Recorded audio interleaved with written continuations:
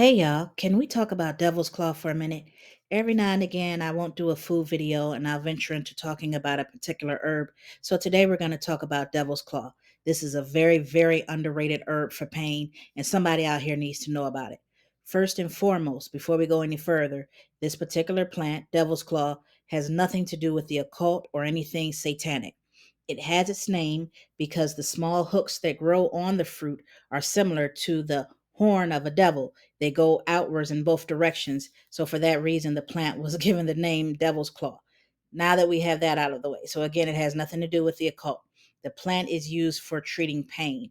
There's been a lot of talk over the years about turmeric and how turmeric treats pain. But listen, if you're dealing with something severe, I'm talking you've been shot, stabbed, you're just not looking good.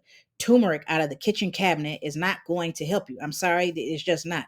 And so you want to do something natural. You want to do something herbal. Maybe you've tried white willow bark, the herb that aspirin is derived from, and that's just not quite doing it either.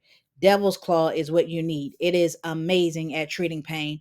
I've used Devil's Claw in the past. It has a particular agent in it known as iridoid glycoside that helps to reduce pain, and it's the only pain herb in Germany used as a mainstream remedy for pain. It's used by athletes all over Europe and all over Africa.